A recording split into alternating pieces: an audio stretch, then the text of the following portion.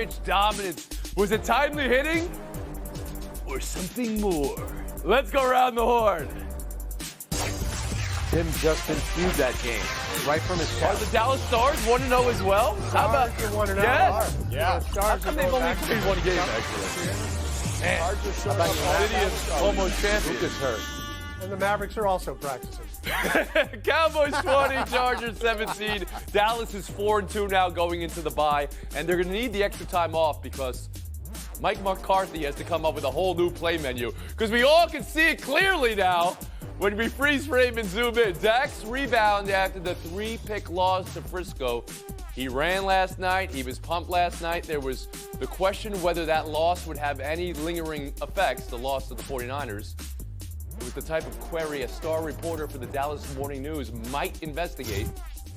In absence of that, Tim Kalishaw is here today. Tim, did the Cowboys get right with that win last night? I wouldn't go that far. And, Tony, some of us thought Mike McCarthy's play card needed to be trashed before everybody saw it on TV and saw what the hell is Wolf Dragon Right. We don't know what that means.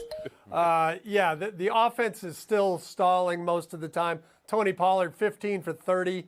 This was supposed to be his breakout year without Zeke around. 11 penalties last night. They were in self-destruct mode a lot, but they were playing the Chargers, so they weren't going to win the self-destruct battle.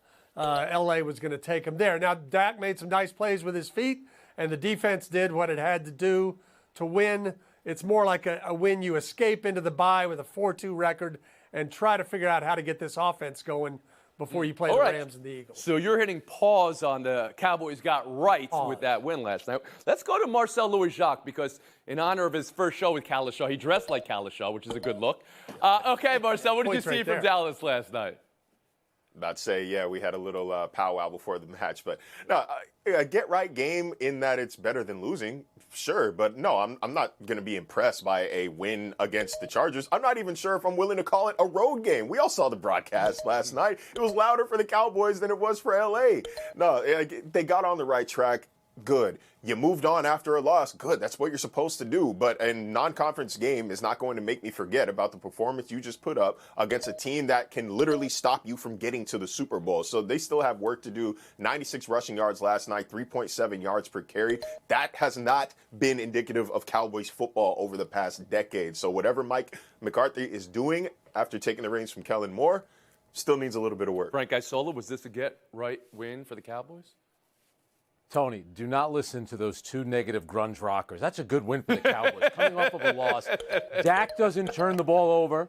When he doesn't turn the ball over, they're 4-0. The 18-yard run, that's good to see him back being a lot more aggressive. The play calling at the end of the first half, Tim's right about that. Way too conservative. But let's remember, two biggest moments for them. Tie game, Dak marches down the field. They get the go-ahead field goal. Then the defense, which didn't have a sack or a turnover, what did they do on the final possession for the Chargers? A sack and a turnover to seal the game. That's a good win for the Cowboys. And George Sedano.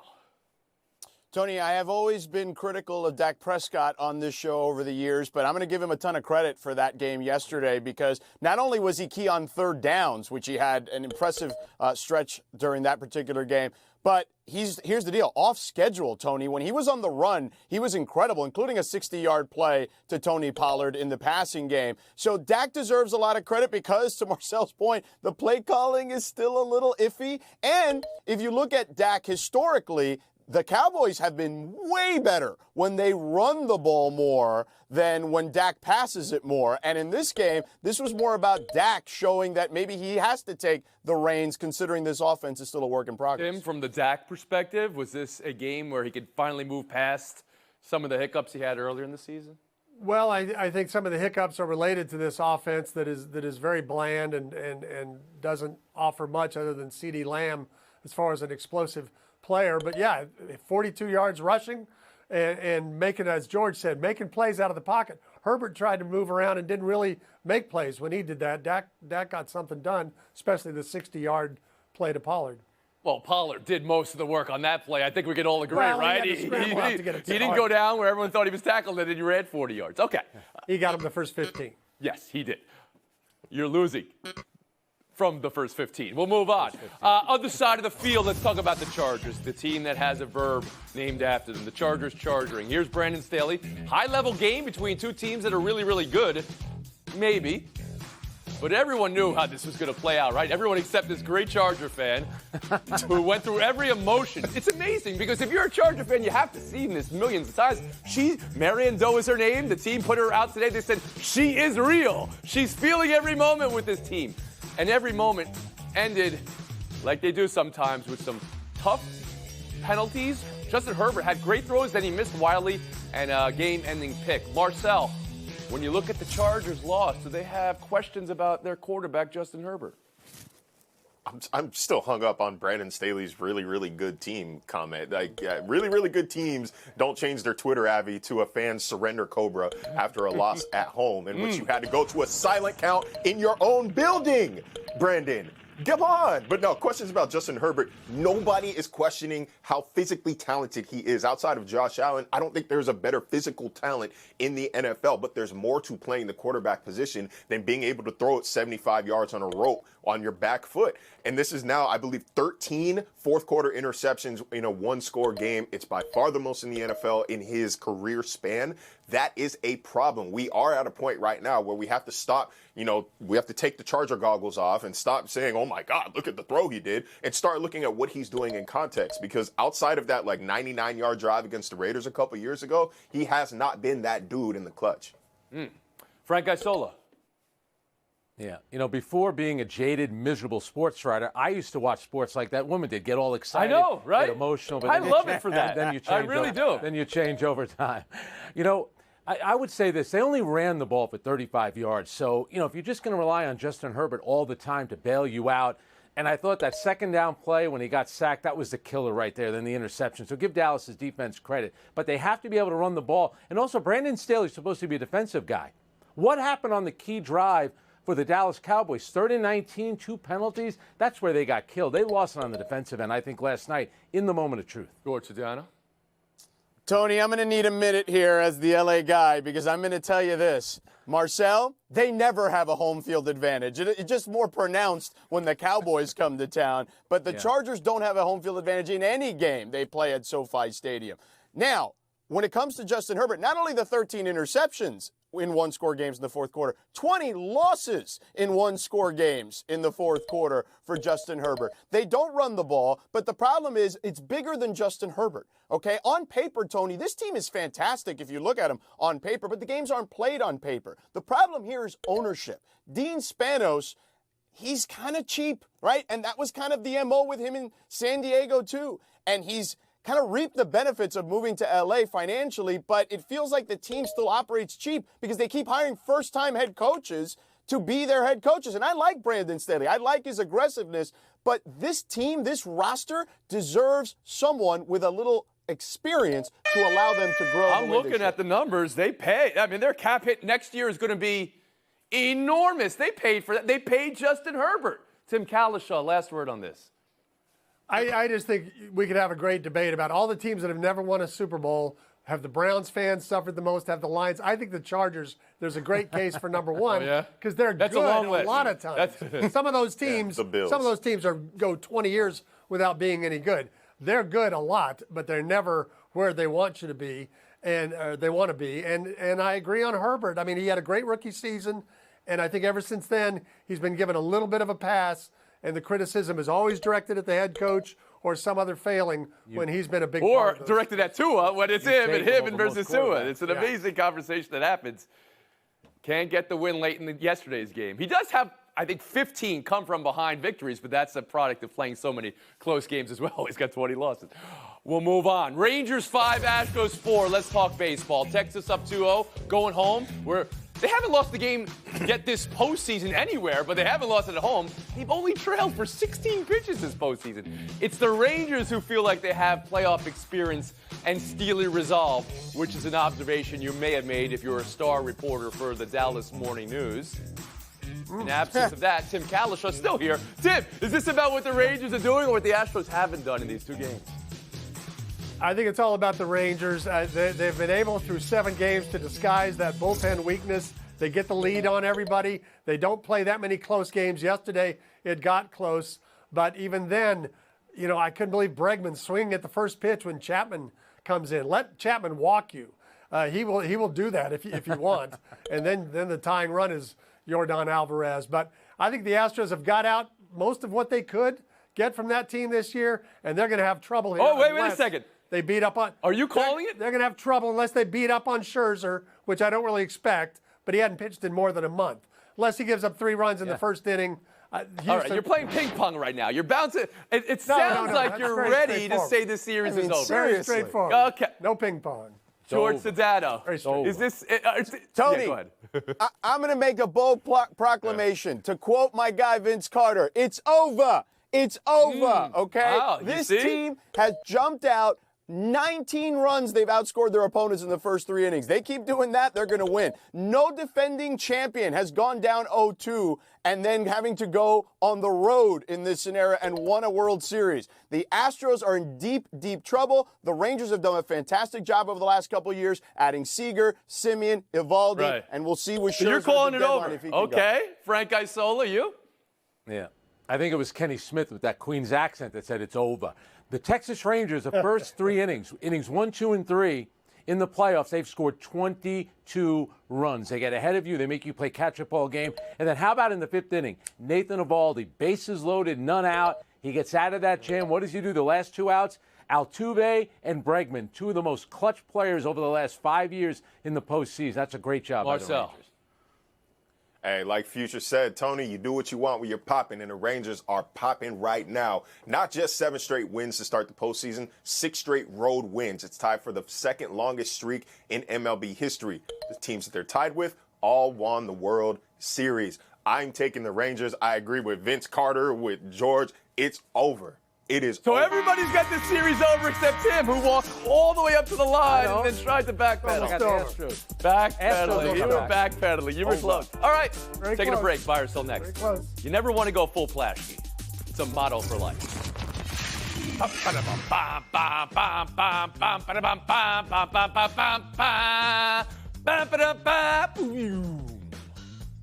George, what to buy from Philly's Game 1 win? None of you guys get that. Getting out in front immediately on Snakes ace Zach Gallen and slugging. What do you buy from that? Was that Twip Notes that you just performed there, Oh, Tony? that was, oh, come on. The Action News song for Channel 6 in Philadelphia for the entire All right. 70s and 80s. Where have you been? The single greatest Where have I song been? of local news. I grew up in Miami. What do Doesn't I know matter. about Philadelphia action You got to get news? on my level. Get out of here. I'm not from Philly. I know it. Let's go. Here's what I'll tell you. The thing that impressed me the most that I'm buying from the Phillies is their scouting. They did a fantastic job first pitch hitting in that particular game against Gallen and hit big shots, right, including some home runs on the first pitch hitting. And, of course, Wheeler, you're talking about guys like Cliff Lee and Cole Hamels in regards to the amount of strikeouts and performances he's had this postseason. That's some good company. But you're saying the scouting to go first pitch swinging on Gallen. That's what Phillies did right here. How about you, Tim Kalishaw? Apologies from all of us who didn't go to New Jersey cross-country high schools and get that Move reference. closer to Let me your say about words. last night. Come on. Let me say this. We had to have rabbit That was a ears to game get 1. that. That's all it was. They spotted them 5 runs. They fought back. It was 5-3. They've seen the Phillies bullpen. They've got guys who can hit. It's the first game the Diamondbacks have lost. This thing's not over. Marcel? I'm buying a Philadelphia, Texas World Series. That's it. Like, It's the over home for run- you. Okay.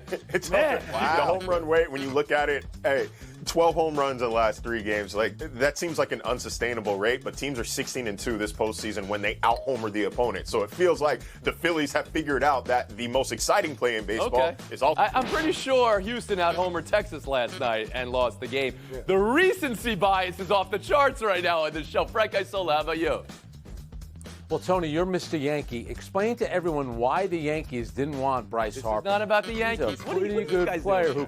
they have more home runs the Phillies do than any team in baseball since August 1st, and it's amazing what they do in It's that amazing that ballpark. you They're went to the unstoppable. Yankees first for your analysis here. Okay.